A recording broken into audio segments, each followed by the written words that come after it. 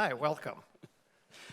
I am going to just do one piece of business because I forgot to do it earlier, and we're going to be talking about, a net zero world, carbon neutrality. This conference today is carbon neutral, and I just want to mention that. The breakfast this morning, the growth summit today, the testimonial dinner, thanks to our partner, Canada's Forest Trust Corporation. We will be planting with them 1,000 trees in New Brunswick, which sounds like a lot of trees, but I don't know if it will be actually visually noticeable in an aircraft shot. But 1,000 trees in New Brunswick, ensuring that we are all carbon neutral today. So, speaking of carbon neutrality, we have with us Ivan Vella, who is the head of Rio Tinto in Canada and has been in the mining business in Mongolia and New Zealand and other countries around the world.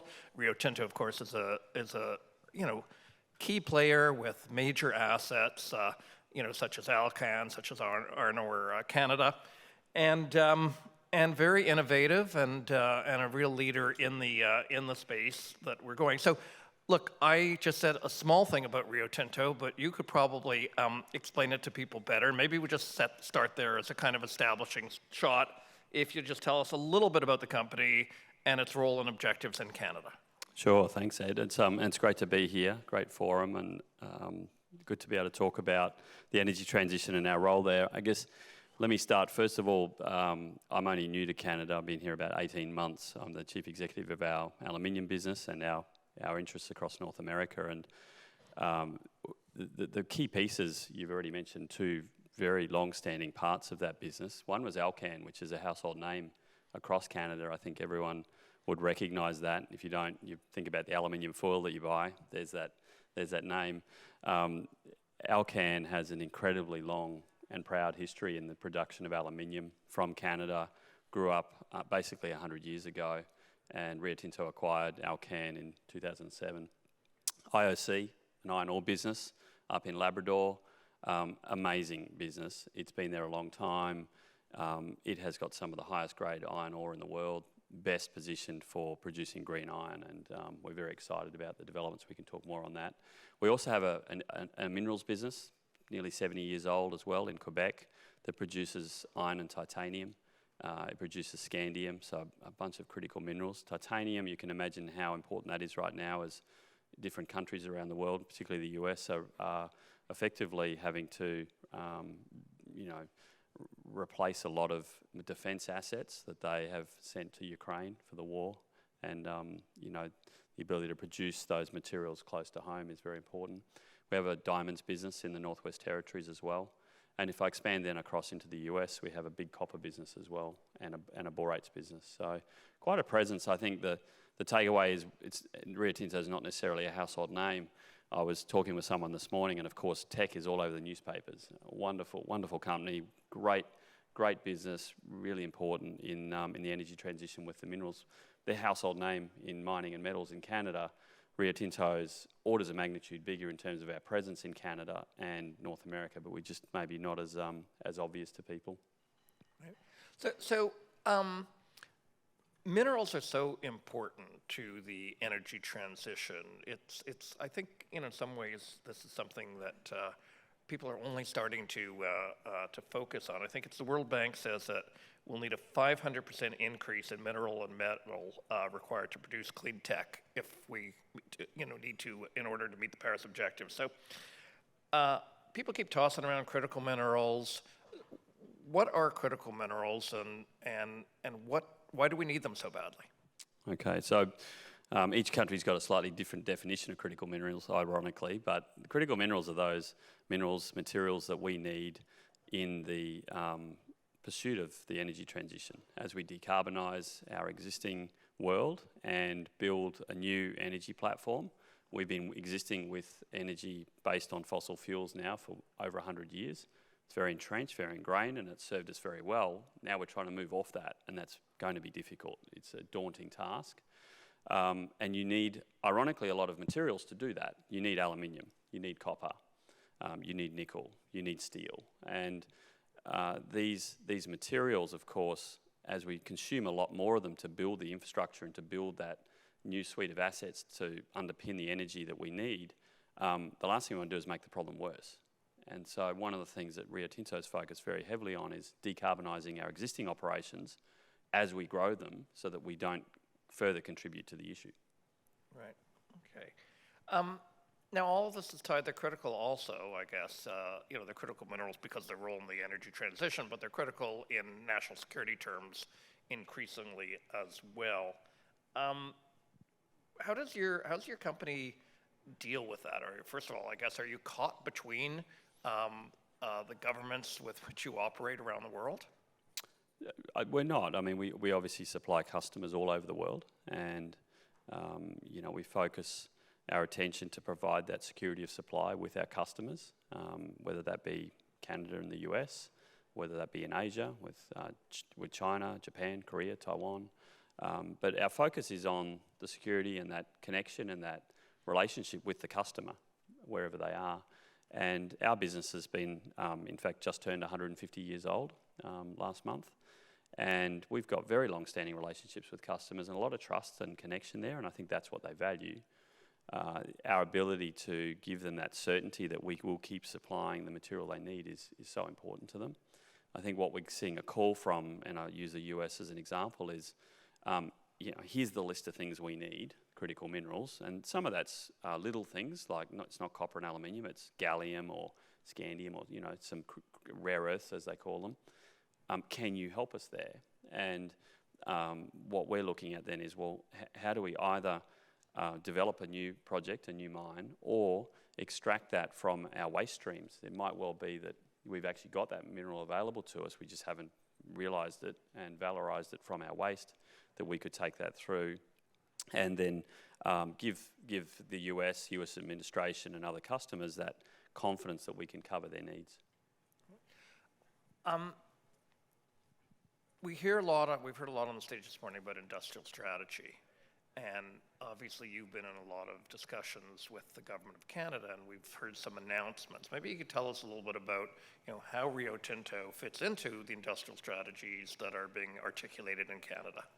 Yeah, so we clearly see a lot of opportunity in the energy transition, and we really want to gear our business around supporting that. For that means decarbonising our business, and I think that's very aligned with Canada's strategy around a green or zero carbon industry. And with that though has to come competitiveness and good jobs, long-term, high-paying jobs, things that people can be confident in. And so we really have to think hard about, as we decarbonise, as we change, and as we grow our business, making sure it really is sustainable economically, and of course very responsible environmentally. Equally, there's a big piece of the puzzle which is green energy. Now, Canada stands as one of the most advanced or progressed in terms of its grid or set of grids and its energy capacity. Over 400 terawatt hours of hydropower. It's second only to China. It's out of the box right now. The issue is that most countries in the world have realised that they need 2, 3, maybe 4 times as much electricity as they have currently to replace the oil and gas, the hydrocarbons that they consume. And that's daunting, that's hard. Now, it's the same for Canada. It's a tough job. It's going to take a lot of investment and a lot of growth, but the starting position's much better. Because of that hydropower, you've actually got what we would call in the energy world firm energy or dispatchable energy, which is different to solar and renewables. And that gives Canada this huge head start that it can use to leverage, not just to meet domestic needs for our homes and businesses, but to build strong export industry as well. And obviously in the aluminium business, that's one of the things that we do. We turn electricity into aluminium. It's critical for the energy transition. But the allocation of that energy needs to be thought through very carefully. So we're equally very invested in that work with the government. Another area that's... Yeah. Let's just stay with that area for half a second, because I think it's a really important distinction you make, Ivan, in that we almost have 2 electrification challenges. And of course, your your ability to do business, as you're saying, depends on that. So, somebody said earlier today that we have a good head start on clean electricity, about 82, 83%. But still work to do. But we gotta, the budget tells us we have to go somewhere between 2.4 and 3.2 times the amount of electricity installed capacity we have today. Are you confident that's happening? Do you see the wheels turning? Well, it's a big job when you start to think about the scale of the infrastructure required to do that. But I was very encouraged to see the latest federal budget. The Deputy Prime Minister made a point with working with Minister Wilkinson of putting in investment tax credits around new energy development. I think that's exactly what we need. And I was reading an FT article this morning that compared different countries, and Canada's now moved up to second on the curve in terms of the competitiveness for new energy development, second only to the US. That's a good place to be. I think that's a good place for Canada to take its tax and the revenues it collects and allocate it in a way that helps Canada be more competitive for the future, both to deal with your domestic needs as Canada decarbonises, but more importantly to build competitive industries. Green energy is going to be the foundation for a lot of opportunity, and getting that head start and leveraging the hydropower that's here already in Canada, to me, is a no-brainer, and I see Canada moving on that. Of course, from that policy decision and a budget is still a long way to go, and I guess that's where it's going to take a lot of effort and commitment from Canadians to pull the projects together, get them through the permitting, get them up and running, and then translate that into downstream value-adding industry, not just to sell the green electrons as hydrogen. I think that then that should be consumed in making green iron or making alumina or upgrading it in various forms of other value-adding activity through the economy. So you were speaking before about aluminum, and I think it was aluminum, or were you speaking about aluminum? We're doing aluminum, yeah. Okay, that's the way we. Okay, yeah. I'll be adjusting in that case. A lot of research going on, a lot of really cool concepts, I must say. Carbon neutral aluminum, green steel.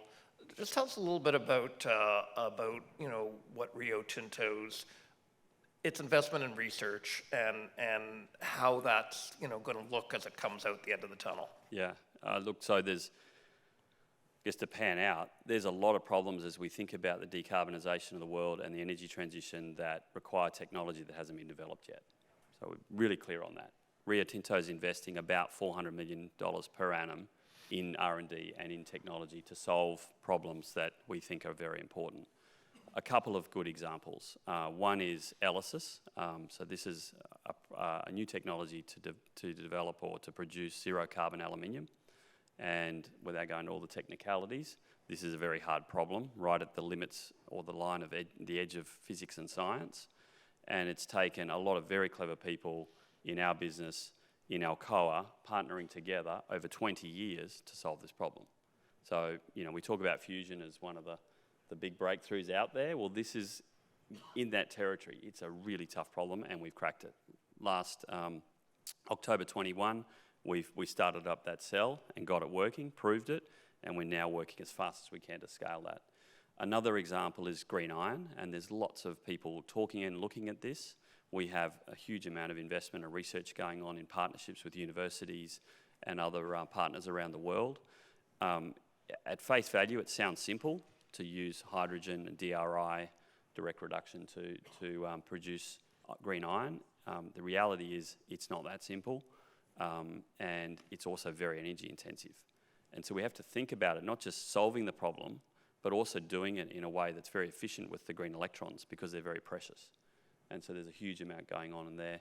A third example I would give you is I talked about taking waste streams out of our existing processes and using them in a valuable way. Two examples. One is gallium, which is used in semiconductors.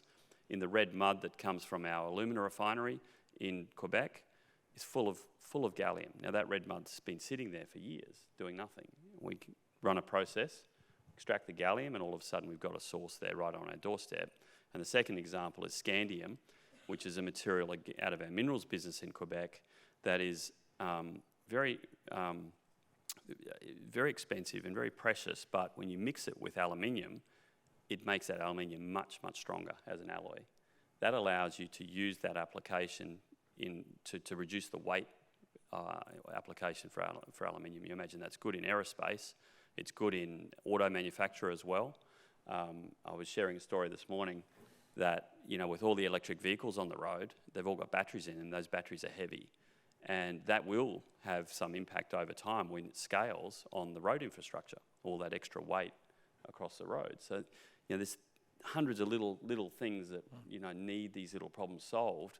And it starts with material science and really clever work to start to solve these technical problems. Well, I guess innovation occurs every place in the organization, but it's sort of curious to me, and I'm not just going to note it, that, if I understand correctly, the chief scientist globally, Yes. Rio Tinto, happens to be based here in Canada, right? He does.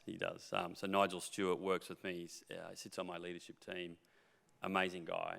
He's just down the hall from me in my office in Montreal. And so it's always a joy to go and sit down with Nigel and just start a conversation. And I guarantee you there's almost anything you could raise and he'll start talking in depth on it. It's incredible.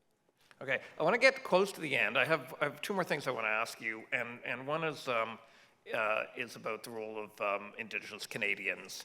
You've just come from the First Nations Major Purchase Coalition conference in Vancouver. We had a breakfast this morning that was organized in cooperation with them in order to have continuity and bring the messages to Toronto as well. So we had an Indigenous ownership discussion this morning. What's it going to look like if we get this right? Well, yeah, great question. It's an area that I'm personally very passionate about and have learned and continue to learn more and invest in personally. For me, there is no pathway to do the kind of scale of development and the change that we need to make in terms of energy development and mining and metals and minerals without First Nations partners, without Indigenous partners. And of course, the best pathway is that we're actually partners with equity. So there's two, you've probably heard this, there's two equities, the little e and the big E. The little e we need to get to, and that's important from a point of reconciliation and engagement. But the big E is also important because that demonstrates or brings Indigenous partners into a project in a way they've got direct influence, they've got a voice, they can be very clear about what matters, we can co-design and co-develop, and you know why that's important? Because it accelerates things dramatically. If I go to Minister Wilkinson or his departments and say, we need your support on these projects, and we've got Indigenous partners who are there advocating with us and being very clear on how we manage the impacts, I'm sure you'd agree, I'm going to have a much better case to put forward than if we were to do that on our own. Okay. You know that since last August, when the Inflation Reduction Act passed in the United States, that there's been a great deal of anxiety in industry and government among people who follow any of this at all about Canada's ability to compete. So we had a budget that was meant to address it. Did it address it sufficiently? I think Canada's been very clever with the allocation of their fiscal power. It's very targeted, and you shared the example on energy development before. That to me is a key plank for growth and development. It will allow a lot of other downstream activity to follow. Can Canada match the US? No. And should it? No. But with very targeted application, I think it can really draw advantage. For me, I think there's another big piece of the puzzle which I talk about, and I know Minister Wilkinson is working hard on it, and that is the permitting and regulation processes, because the time from idea to project to cash is critical as well. Accelerating that is fundamental, and that's also how Canada gets advantage and supports the US with their energy transition, providing a lot of materials for it. And that's, we've talked about the Indigenous partnerships and impact assessments, so that's easy. Secondly is streamlining the work that happens in the federal processes and the work that happens in the provincial processes. Where that's duplicative, we just need to streamline and remove that. And the third is capacity and capability in the relevant government departments that process all of these requests and development agendas. the more capacity and capability, people with the information, the quicker these things go. So I think that's an important lever, which together with very targeted application in Canada, I think we absolutely can hold our advantage.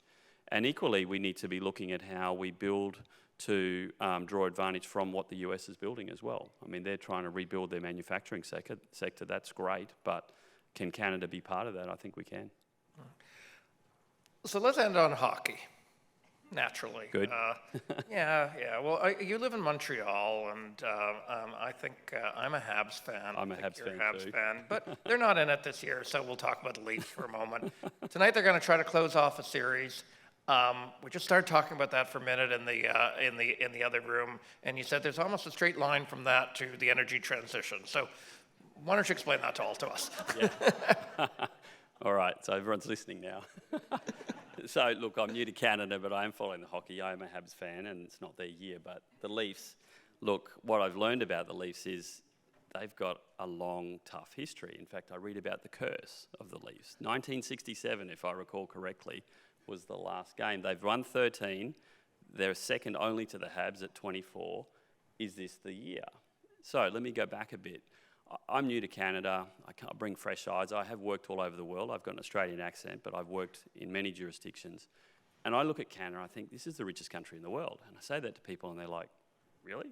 Why is that? I said, well, let's just go through the ingredients. What is Canada starting with when we look at the energy transition? The land mass, the minerals and resources, the food and agricultural security, the energy and the water. Then you add to that the people, the highly educated, highly innovative and technically capable people. We've got the best market on the planet right next door. We've got physical security, so the North American continent's pretty safe. I don't think we need to be worried too much there. And then lastly, the climate change is seriously going to favour Canada. So you look at that and you go, this is amazing. We've got all this opportunity, we've got all these good ingredients. We can stand up and take advantage, not just to deal with the energy transition in Canada, but to actually take advantage and serve the world and build a stronger Canada. So what do we need? Well, we also need that belief and conviction. So what I hope to see tonight for the Leafs is they bring that belief and conviction to that game. They win the fourth game. They stand up and they break that curse. So for me, there's a real parallel there for Canada, for the Leafs and for the energy transition. Ivan, you are new to Canada. I don't think it's a good idea to put the prosperity prospects of the country on the back of the Toronto Maple Leafs winning a first-round series. Come on, Ed. I want to thank you. A few years ago in this country, there was a little bit of a small debate about whether we're about resources or whether we're about resourcefulness. And of course, we got to be about both. And I think, that's what you guys are doing. A lot of people, a lot of companies in this country are doing. So thank you for the work, and we look forward to hearing much more about it. Thanks for the time, Ed. Great to talk to you. Thank you, everyone.